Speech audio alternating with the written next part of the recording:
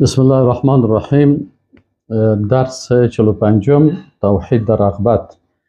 الحمدلله و الصلاة والسلام علی رسول الله صلی الله علیه و سلم و علی آله و صحبه اجمعین.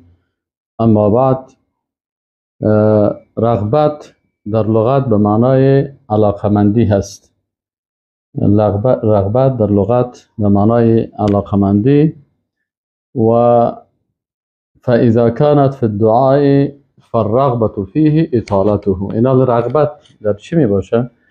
مثلا رغبت در عبادات قلبی، وقتی که قلب انسان به الله سبحانه و تعالی توجه می داشته باشه و قلب انسان علاقمند به طرف الله و دین الله و کتاب الله و رسول الله صلی الله علیه و سلم، وقتی به اینا قلب انسان توجه می داشته باشه، این رغبت میگن. این در حقیقت یک عبادت قلبی هست. و همین قسم اگر در دعا باشه، مثلا یک کس میگه رغبت در دعا چه قسم است؟ در دعا هم رغبت میشه فالرغبة فیه اطالته. رغبت در دعا چی هست؟ یعنی طویل چی کردن، مثلا بسیار طویل دعا کردن. کسایی که به الله زیاد رغبت دارن، باز اینا دستایشان بسیار دوامدار به بارگاه الله چی می باشه؟ بلند می باشه و دعا میکنن و طلب میکنن. و کثرته، و بسیار دعا میکنن، و سعت فیه، و دو بسیار وسیع، یعنی بسیار دعا میکنن دوامدار. و یسمى دعاء رغبه، بازیر دعای رغبت میگن. والاطالة فی العبادة تسمى عبادة رغبه. و طویل عبادت کردن، اگر یک کسی مثلا عبادت طویل میکنه، باز ایره چی میگن؟ ایره رغبت در عبادت میگن. مثلا بسیار خوب نماز، بسیار طویل نماز میخونه یا بسیار طویل دوامدار عبادت الله را میکنه. پس اقسام مختلف چی هستن؟ اینا اقسام مختلف چی هستن؟ رغبت هستن، که رغبت هم در عبادات قلبی هست و هم در دعا و در دیگه عبادات ها هست. و در عبادات قلبی باز رغبت چه قسم تعریف میکنن؟ میگن که هی صدق الرجاء فی عطاء الله. یعنی یکی رجا هست که انسان به الله امیدوار میباشه، این رجا یا امید میگن. او هم یک عبادت قلبی هست. و یکی هست که امی امیدی که دارد دایی بسیار صادق می باشه، یعنی به این فکر است و به این عقیده هست که الله متعال حتما آنچه که ما امیدوارش هستم او را بر من میده. دایی بسیار صادق باشه و راست باشه و دایی هیچ شکی نداشته باشه. الله متعال در مورد چیز میگه، در مورد کسانی که رغبت دارن، در صفتشان میگه که انهم کانوا یسارعون فی الخیرات و یدعوننا رغبا و رهبا. این حال میگه این کسایی که دیندار هستن، اینا چی صفت دارن؟ میگه صفتشانی است که یسارعون فی الخیرات، در نیکی ها بسیار اینا سرعت میگیرن، یعنی عجله میکنن. و یدعوننا، و ما را طلب میکنن در دو حالت که در قلب از اینا هست، رغبا و رهبا. رغبا یعنی بسیار رغبت و علاقمندی دارن، و رهبا و بسیار ترس در قلب از اینا هست. و علما میگن که الرغبة هی طلب الشیء المحمود. رغبت میگه چی؟ از طلب یک چیزه که او بسیار خوب باشه. و رهبت چی است؟ هی الخوف من الشیء المرهوب، که انسان از چیزی که قابل ترس است از او بترسه و از او رهبت میگن. امام طبری رحمه الله میگه وعنا بالدعاء فی هذا الموضع. میگه مقصد از دعا در این موضع که در آیت شریف گفته شده است که یدعوننا رغبا و رهبا، دیگه میگه العبادة رغبا انهم كانوا یعبدونه رغبة منهم فيما يرجون منه من رحمته و فضله. یعنی میگه اینا الله را اوتو عبادت میکنن که اونا بسیار علاقمندی دارن در چی؟ به رحمتش و فضیلتش. و رهبا یعنی رهبة منهم من عذابه، یعنی از عذاب الله میترسن و عقابه و عقاب الهی، به ترکهم عبادته و رکوبهم معصیته، به ای که مثلا اگر اینا عبادت ترک بکنن، به ترکهم عبادته، با ترک عبادتشون و رکوبهم معصیتهم، و ای که معصیتش بکنن. خب در احادیث در مورد رغبت چی گفته شده؟ رسول الله صلی الله علیه و سلم برای صحابه، برای ابن عازب میگه که برای من رسول الله صلی الله علیه و سلم گفت که اذا اتیت مضجعک، میگه وقتی که به بستر خوابت آمدی، تتوضا، یعنی پیش از که تو استراحت بکنی، اول چی بکن؟ اول وضو بگی. تتوضا، پس وضوءک للصلاة، ایره وضو برای نماز میگه. یکی وضو برای نماز است، یکی وضو برای خواب. این هم یکی از سنت های رسول الله صلی الله علیه و سلم است که به این صحابی گفت که هنگامی که تو چی کردی، قصد خواب کردی، فتوضا وضوءک للصلاة، پس تو یک وضو بگی مثل که برای نماز وضو میگیری. ثم اضطجع على شقك الایمن، باز به پالوی راست خواب کو.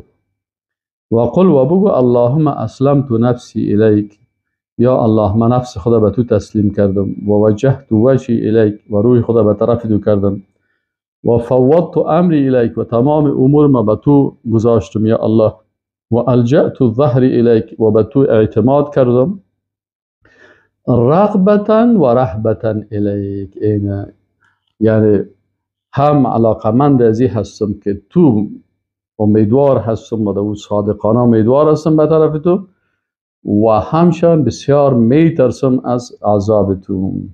لا ملجأ ولا منجا، نیست پناهگاه و جای نجات، من که از تو الا الیک، مگر یک انسان به خودت رجوع بکنه.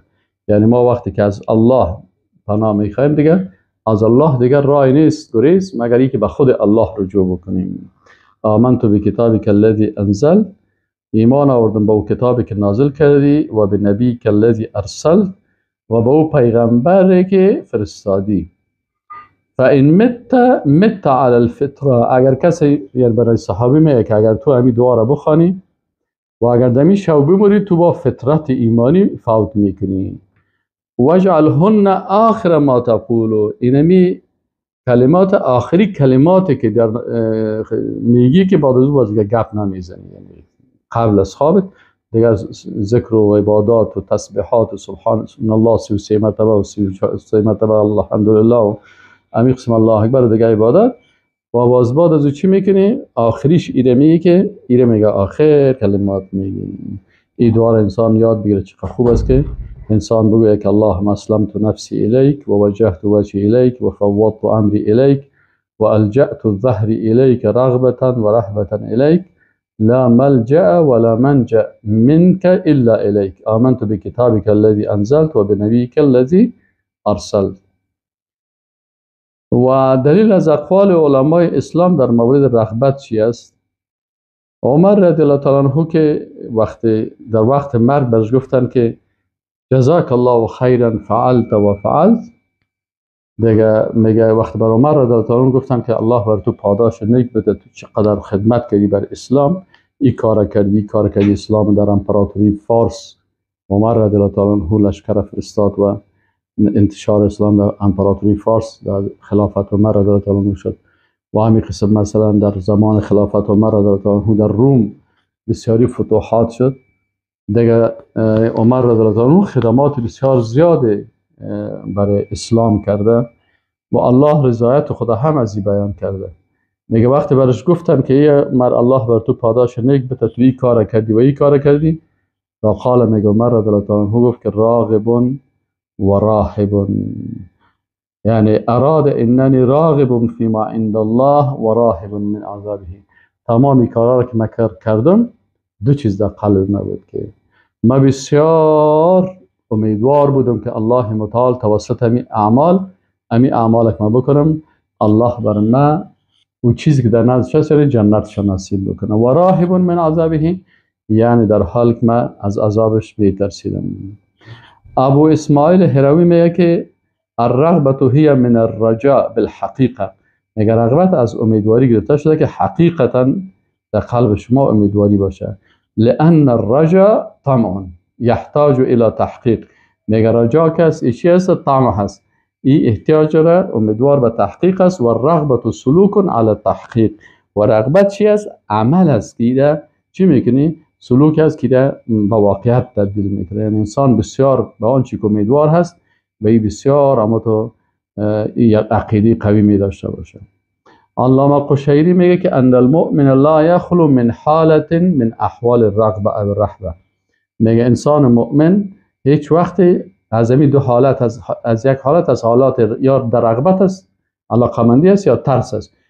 اذ لو لم تکن رغبه لکان قنوطا. اگر این انسان رغبت نداشته باشه، یعنی امید بسیار قوی به الله نداشته باشه، بازی قنوط است. قنوط و توی. این قنوط چی معنی؟ والقنوط و کفر. قنوط یعنی ناامیدی. یک کسی که از رحمت الله ناامید است، و طبعا شیطان ناامید از رحمت الله است. پس میگه انسان از این حالات باید خالی نباشه، رغبت به الله داشته باشه، همیشه امیدوار رحمت الله باشه. اگر کسی از این ناامید میشه، باز این قنوط میگن. والقنوط و کفر. میگه قنوط کفر است. یعنی یک کسی که مثلا از رحمت الله ناامید است. نه، نباید انسان از رحمت الله، بسیار رحمت الله انسان امیدوار باشه. یعنی اگر یک کس میگه که والله ما چرا شک بکنه انسان، وقتی در وجود خود فکر بکنه، ببین زبان یک نعمت است، خواستی است پیش الله؟ نه، زبان الله بر ما. قلب یک نعمت بسیار بزرگ است، خبر هم نداشتیم. حتی در 30 سالگی یا در 20 سالگی یا در 15 سالگی انسان باز، یا حداقل وقتی طفل می باشه، وقتی کلان میشه، باز میفهمه که من قلب دارم. هنوز خبر نداره که الله برای قلب، شش، معده، اعضای بدن، کلی نعمت ها را، اکسیژن 24 ساعته تنفس میکنی. این رحمت الله نیست؟ این وقتی که در رحمت های دنیایی الله قناعت داری، باید قناعت داشته باشی که ان شاء الله دیگه نعمت های خدا هم الله برای من میده. و ناامیدی از نعمت الله چی است؟ این کفر است. ولو لم تکن رهبتا. و باز اگر انسان رهبت نداشته باشه، یعنی ترس از الله نداشته باشه، لکان امنا. این دیگه بسیار اما تو در آرامش که هیچ برده که من نه در دوزخ میرم، نه در چی نه. والامن و کفر. نمی که تو مثلا بسیار خود در امن قرار میتی، که یعنی از عذاب الله نمیترسی و از توبیخ الله نمیترسی، این هم چی است؟ این هم کفر است و ناروا هست. نباید انسان ناامید باشه، و نه انسان به اندازه خود در امن فکر بکنه که هیچ از عذاب الله و از دوزخ و از عذاب و از حساب و از کتاب از یا نترسه. اردو حالتش انسان میگه به کفر میکشونه. خب، و دلیل کفر یا ناامیدی میگیری این گپ از کجا گفتی؟ میگه دلیل کفر و ناامیدی کفر است، از کجا گفتی؟ یا عالم میگه دلیلش و من یقنط من رحمت ربه الا الضالون. میگن در آیت قرآن سوره حجر آیت 56 که از رحمت الله ناامید نمیشه الا الضالون، مگر گمراهان. این قنوت اینجا میگه کفرش. دال کی؟ از گمراه هست. افامنوا مکر الله. میگه آیا اینا از امتحان الله در امنیت خدا فکر میکنن؟ فلا یأمن مکر الله الا القوم الخاسرون. از امنیت از امتحان الهی میگه احساس امن نمیکنن مگر کسانی که خساره کردن. یعنی هیچ وقت انسان از امتحان الهی چی نباشه؟ از امتحان الهی خود در امن فکر نکنه. انسان زنده همیشه در امتحان است، در هر لحظه هست. بسیار کساست که بسیار عالم می باشه و بسیار فامیده می باشه و بسیار با تقوا می باشه، یک مرتبه سرش امتحان الهی میه، انسان از دایره حق چی میشه؟ منحرف میشه و گمراه میشه. پس انسان مثلا. خب، عالم دیگه میگه که ابن قیم جوزی رحمه الله میگه چی میگه؟ میگه که و مفتاح کل خیر الرغبه فی الله. میگه کلید تمامی نیکی ها چی است؟ که انسان علاقمندی و رغبت و امیدواری به الله داشته باشه و به دار آخرت و به سرای آخرت به امیدوار باشه. همیشه این نیکی تمامی خیر است که انسان امیدوار باشه. و مفتاح کل شر چی است؟ میگه کلید تمام زشتی ها چی است؟ حب الدنیا و طول العمل. که انسان بسیار دنیا را دوست داشته باشه و بسیار بسیار در دنیا چی داشته باشه، آرزوی بسیار طویل داشته باشه که من 1000 سال عمر کنم و چقدر سال عمر بکنم.